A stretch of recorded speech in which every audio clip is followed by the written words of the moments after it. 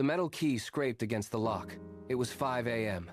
Anthony pushed the heavy door open, stepping from the damp chill of the street into the still air of the shop. He did not flick the main light on immediately. He moved by memory. He clicked the broom against the baseboards, sweeping away the ghost of yesterday's hair until the floor was bare.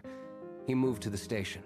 He aligned the silver shears, spacing them exactly 1 inch from the edge of the counter. He cranked the hydraulic lever of the chair, testing the resistance, listening for the familiar hiss of the pressurized piston. 20 years of this. Every morning, the same sequence. Every movement calculated to leave no wasted energy behind. Outside, the city began to wake, engines growling and doors slamming. But inside, there was only the steady rhythm of his work. He checked the mirror, wiped a single smudge from the glass, and stood back. The shop was ready. The tools were set. He stood in the silence, waiting for the first client, his hands resting motionless at his sides. He was a man who lived by the clock, and the clock was never wrong. Tuesday arrived with the same gray light, but the ledger told a different story. Anthony sat at his small desk in the back, the paper brittle under his calloused fingertips. He ran the numbers one last time. The total was enough. He closed the book, the sound sharp in the quiet shop, and stood up.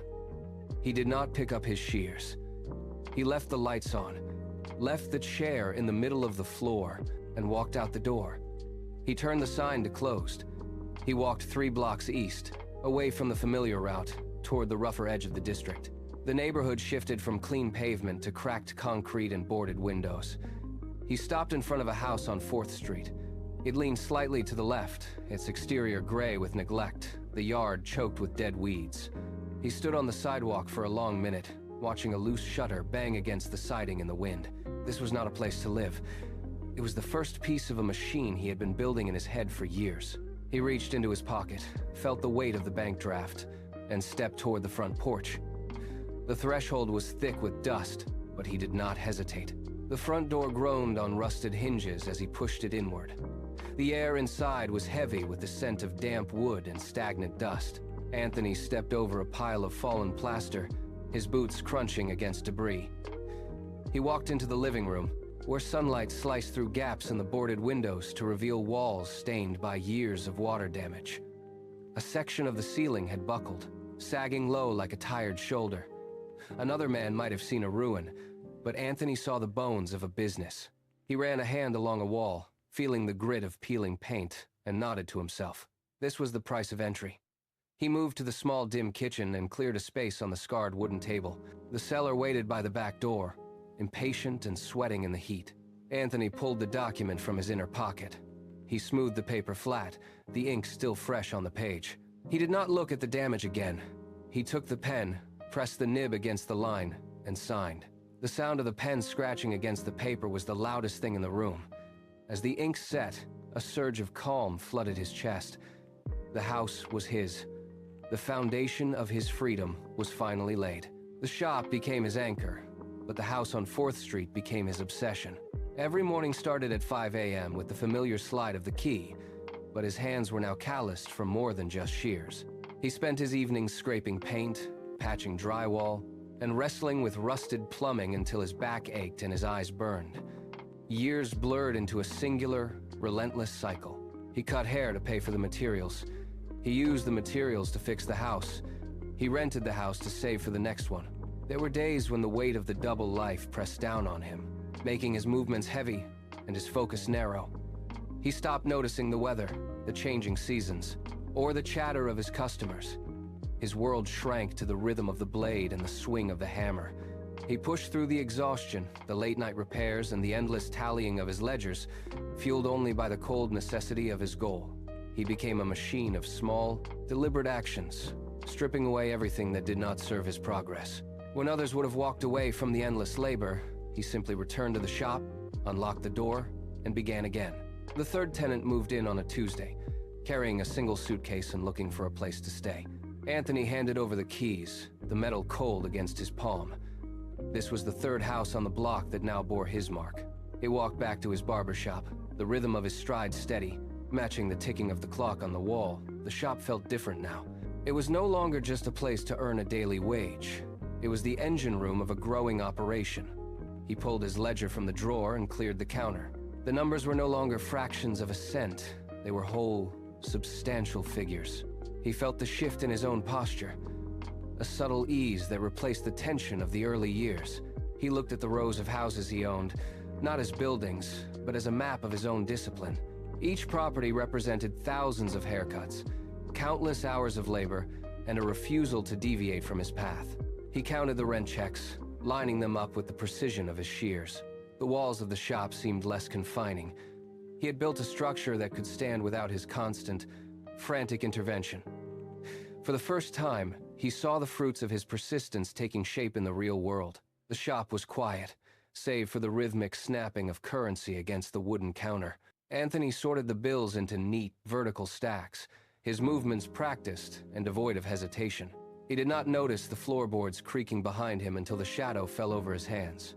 A younger man, his station near the window cluttered with half-used bottles and discarded combs, leaned forward. He had been watching for some time. He stared at the stacks of cash, then up at Anthony, his brow furrowed with a restless energy. He shifted his weight, his fingers twitching against the back of the customer chair. The air in the shop felt suddenly thin, charged with the younger man's impatient curiosity. He cleared his throat, the sound sharp against the hum of the distant street traffic. He gestured toward the ledger, his eyes searching Anthony's face for a trick or a hidden shortcut that he could claim for himself. He wanted the result without the decades of silence. He leaned in closer, his voice dropping to a low, urgent pitch that cut through the calm. "How did you get there?" he asked, his gaze darting between the money and the door. Anthony stopped his count. He did not look up immediately, letting the weight of the question hang in the stagnant air between them. Anthony set his clippers down. The metal clicked against the glass counter, a sharp sound that echoed in the small space. He turned slowly, his hands resting on the edge of the workbench. He did not offer a complex formula or a secret scheme. He simply looked at the young man, then raised a hand to point toward the empty customer chair in the center of the shop. "I never stopped," Anthony said. The words were quiet, devoid of flourish, yet they carried the weight of 20 years. The younger Barber blinked, his eyes tracing the path from the chair to the ledger, looking for something more, a hidden trick, a shortcut, a sudden windfall. He found nothing but the evidence of thousands of hours spent in one spot. Anthony did not look for trends. He did not chase the shifting market or wait for a lucky break. He stood his ground, day after day, year after year. The shop floor was worn smooth where he had stood, a physical testament to his consistency. He picked up his shears again, his grip firm, and practiced. The younger man stood paralyzed by the simplicity of the answer, his own hands idle, while Anthony returned to the work that had built his empire one haircut at a time. The calendar turned, and Anthony stood at the threshold of his 50th year. He sat at the back desk, the overhead light casting a sharp, yellow glow over the ledger pages. He opened the book, the paper stiff and yellowed at the edges. On the left, the monthly wages from the clippers in the chair. On the right, the cumulative yield from the houses on 4th Street. He ran his calloused finger down the columns. For years, the numbers on the left had climbed steadily, while the numbers on the right had crawled, growing in increments of rent and maintenance costs. He adjusted his glasses and traced the final line of the current month. The ink was dry, the calculation absolute. The right column had surged past the left. The passive income from his properties now dwarfed the earnings from his daily labor. He leaned back, the wooden chair groaning under the shift in his posture. He looked around the shop, observing the dust motes dancing in the light and the familiar rhythm of the street outside. The struggle to survive had been replaced by the quiet, mathematical certainty of his success. He closed the ledger, the heavy cover snapping shut, and felt the weight of 2 decades of discipline finally settle into place. Anthony walked to the front of the shop and stopped before the large, silver-backed mirror. He studied his reflection, moving his head slightly to catch the light. The man in the glass was the same one who had stood here 20 years ago, yet the tension in his jaw had vanished. He looked at his hands, the skin weathered and marked by decades of constant motion. These hands had once moved out of a desperate need to secure a future, driven by the fear of an empty bank account. Now, they were still. He watched his own eyes in the reflection, searching for the old hunger, but found only a quiet, steady resolve. He realized that if he walked out the door and never returned, the properties would remain, the income would flow, and his life would continue unchanged. The constant hum of survival that had filled his head for decades went silent. He touched the edge of the mirror, the glass cold beneath his fingertips. For the first time, he did not look at the shop as a cage or a necessity. It was simply a space. He reached out and turned the sign on the door to closed, watching the lock click into place. The finality of the sound brought a stillness that he had never known. The work was no longer his master. It was his choice. Anthony stepped out onto the sidewalk, the morning air cool against his face. He locked the door one last time and placed the key in his pocket. Across the street, the city moved in its usual frantic rhythm, people rushing toward trains and desks, chasing the very security he had already secured. He did not look for applause or recognition. There was no need for fame when the foundation was solid. He stood on the pavement, watching the sun climb higher, and felt the absence of pressure. 20 years of early mornings, of sweeping floors and saving coins, had built a reality that required no luck to maintain. He had reached this point through the accumulation of tiny, unremarkable decisions. Each day had been a single brick, laid with precision until the wall was too high to climb over and too strong to break. He began to walk away, his pace steady and unhurried. He did not look back at the shop. He understood now that the most extraordinary results are rarely born from sudden leaps, but from the refusal to stop. He disappeared into the morning crowd, a man who had traded the uncertainty of the future for the quiet, absolute weight of his own consistency.